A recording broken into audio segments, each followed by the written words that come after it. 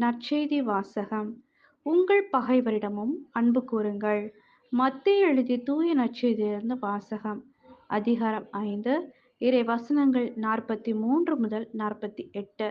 அக்காலத்தில் இயேசு தம் சீடருக்கு கூறியது: உனக்கு அடுத்திருப்பவரிடம் அன்பு கூர்வாயாக, பகைவரிடம் வெறுப்பு கொள்வாயாக என கூறியிருப்பதை கேள்விப்பட்டிருக்கிறீர்கள்.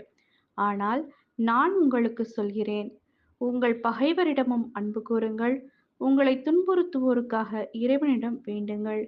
இப்படி செய்வதால் நீங்கள் உங்கள் விண்ணக தந்தையின் மக்கள் ஆவீர்கள்.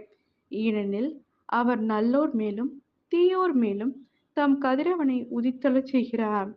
நேர்மையுள்ளோர் மீதும் நேர்மை அற்றோர் மேலும் மழை பெய்ய செய்கிறார். உங்களிடத்தில் அன்பு செலுத்துவோரிடமே நீங்கள் அன்பு செலுத்துவீர்களானால் உங்களுக்கு என்ன கைமாறு கிடைக்கும்? வரி தண்டுவோரும் இவ்வாறு செய்வதில்லையா?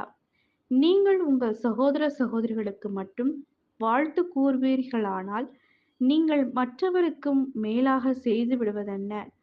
பிற இனத்தவரும் இவ்வாறு செய்வதில்லையா? ஆதலால் உங்கள் விண்ணக தந்தை நிறைவுள்ளவராய் இருப்பது போல நீங்களும் நிறைவுள்ளவர்களாய் இருங்கள். இது கிறிஸ்துவின் நற்செய்தி. கிறிஸ்துவே உமக்கு புகழ்.